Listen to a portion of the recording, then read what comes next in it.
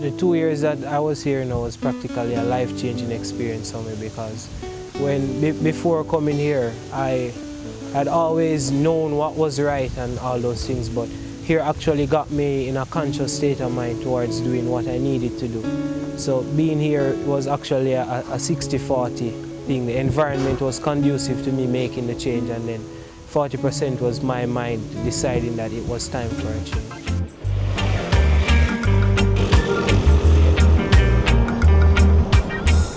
I am chair of a charity established in Lewisham in South London to mentor young black boys.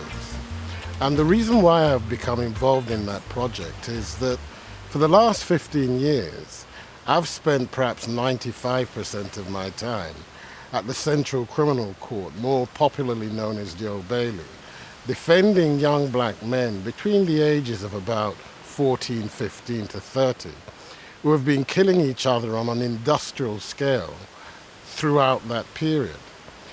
And one of the things that stands out from that experience is that so many of those young black men lack the kind of support structure within a loving family environment, which to my mind is necessary for the nurturing of all children, but particularly young black men. A young boy arrives at 13, 14 years old, and all of a sudden he's a man, but he's a gunman.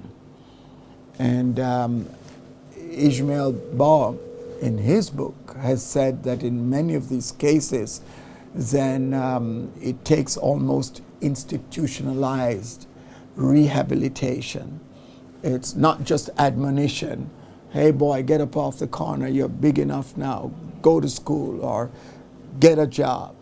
That it requires, if not an institutionalized or clinical rehabilitation, then certainly a structured one, such as the legacy program, BACK2LIFE, that the Rotary Club of Kingston is pursuing. The BACK2LIFE project is the major project for the Rotary Club of Kingston. It is a rehabilitation project. It is aimed at reducing the rate of recidivism, which is the rate of which young boys repeat offenses. This is an ideal opportunity for the Rotary Club of Kingston and Rotary to really adopt Rotary International theme of peace through service.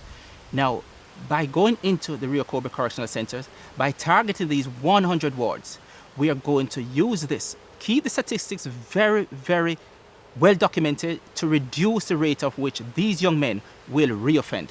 Now, this we believe is at the very heart of reducing crime in Jamaica. That's where they start from. If we can target them from when they're young and give them an option, now we believe we can really make a dent into crime. I worked in the state of Tennessee and helped created a mentorship program for teenagers who were in college who were brought up in the foster care system. So we saw measurable results that actually changed the community, changed lives. So I think it's when the idea was presented to me, I didn't hesitate to jump at it because I know it does work. Get involved, become a mentor, help people, help someone around you. And I think mentorship is a perfect way. When I leave here, I would like to become an accountant, go in college, further my education, get even some more subjects. Well, I want to become a chef. From long time, I have always had this thing for music. I always dreamt of being a professional artist one day. There's so much potential. That is bold. You know, it's a bold idea to say, look, we've got a problem because there's a substantial amount of young men that are incarcerated, and not only they're incarcerated, there's very limited rehabilitative programs inside these institutions. And so we can do nothing and allow this talent to waste, or we can be courageous and take this on. And this is how I see this program, as tackling this issue and not having sort of, I have the one solution, but how can I work with others to find a comprehensive solution? And so I'm struck by the potential of this program. All societies which have a problem in terms of young men feeling disconnected from that society owe a duty and responsibility to ensure that they develop that connection. Because at the end of the day, The future of any society is dependent upon its young people. We need to inculcate positive values and attitudes and foster a more caring civil society.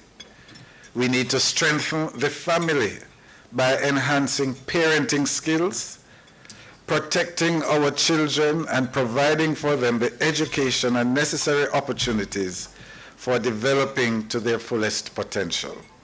We need to rescue the at-risk youth, not only for their own good, but also for the good of our nation. That is why I enthusiastically endorse Back to Life as a project worthy of support by all Rotarians, as well as by other service clubs and well-thinking Jamaicans.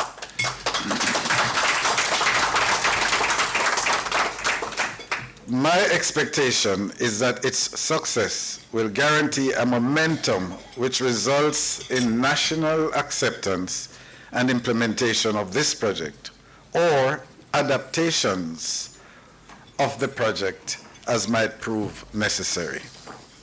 Fellow Rotarians, I now commend to you Back to Life, an I believe endorsed project for the reduction of the rate of recidivism among male juveniles, and with a view to breaking the cycle of crime in Jamaica.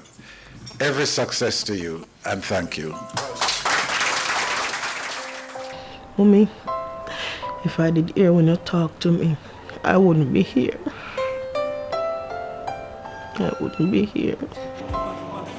Back to life. Step up, be a man, be a leader. Give the youth them a hope and a future. Back to life, we're going back to life. No guns and life, we're going back to life. It's time to make peace through service. Straight to the heart beyond the surface. Back to life, we're going back to life. No guns and life, we're going back to life.